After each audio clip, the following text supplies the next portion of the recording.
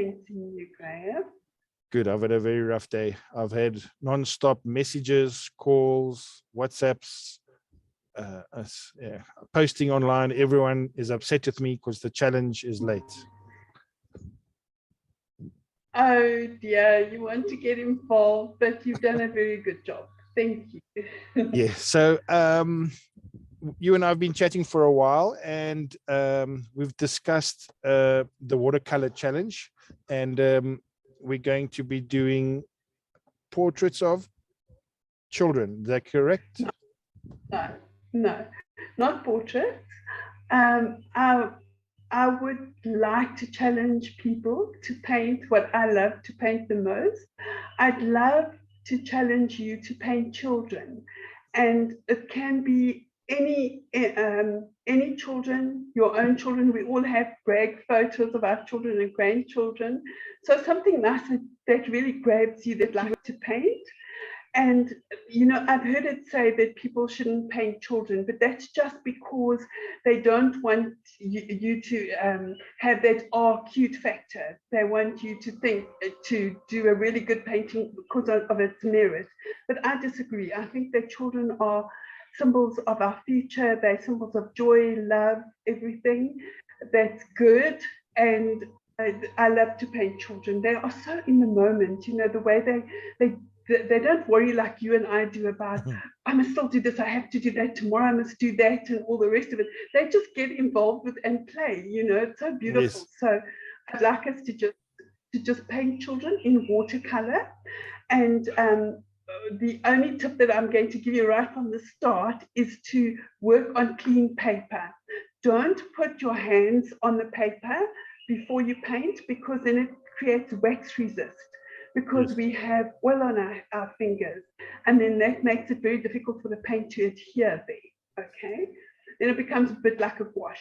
And the thing about a watercolor is to have some of it quite loose and some dark and some light. So we're going to use these photos as reference photos. No.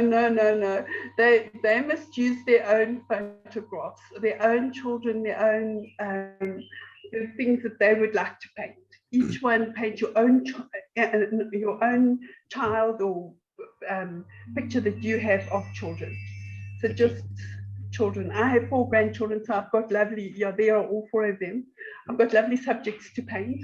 And there's this tiny little puppy that's kind of directing all 4 of them in the play, which I really quite enjoy. Is there a reason you paint the kids mainly from behind? Yes. One of the things about painting children, it's quite difficult to sell unless it's somebody that the subject can look like somebody else. You know, somebody says, "Oh, that looks like my blonde little girl." You know, they'd like to buy it. Okay. So I do find that doing a portrait per se, it means all the facial details then makes it difficult to sell it. You know, I have a house full of pictures of all of my grandchildren, but I started selling them also of my children, all the ones that are painted from behind. And also, you know, you get a typical child's action, the way they walk, you know, that yes. action, to try and capture that. It's really good. Okay, so that's 2 tips then. If you're going to paint kids, don't paint their faces so that you could sell them as looking like somebody else's possible kids. Yes, if possible. If you want to paint your own face, that's also fine. It really doesn't matter, but that's just the one tip. And then the main thing is with your paper. When you buy paper as well, make sure it's clean. It's covered in plastic. It's not covered in dust, because then the paint's going to not adhere to the paper very well. The watercolor that we're going to be using for our challenge, the watercolor you're going to be using for your challenge is the Faber-Castell, their new pans that they've released. Yes, I love the pans because they are vibrant and they are concentrated. So I prefer using the pans, but for this challenge, people may use whatever watercolor they have, you know.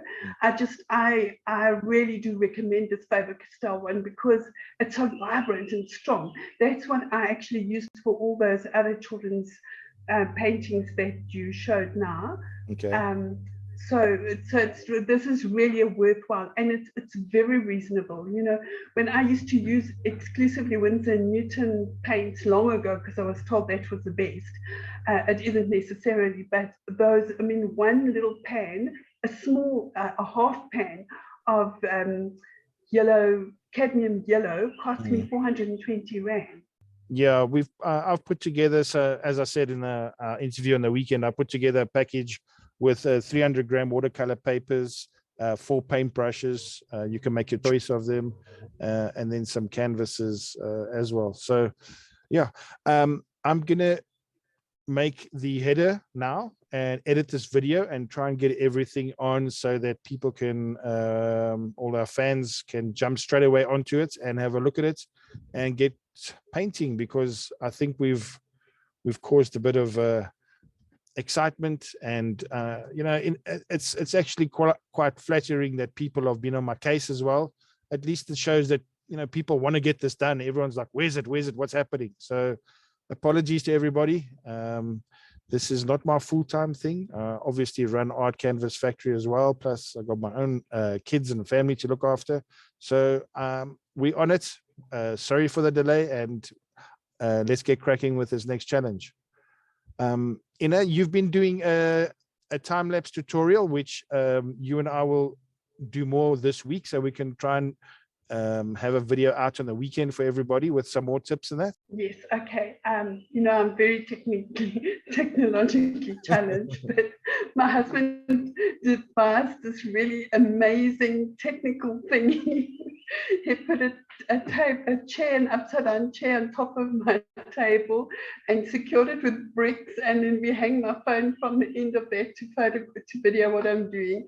So I can't vouch for what it's going to be. It's the first time ever I've done a time lapse, but video of myself painting. So let's hope people can see it. I want a photo of you with your contraption painting, please.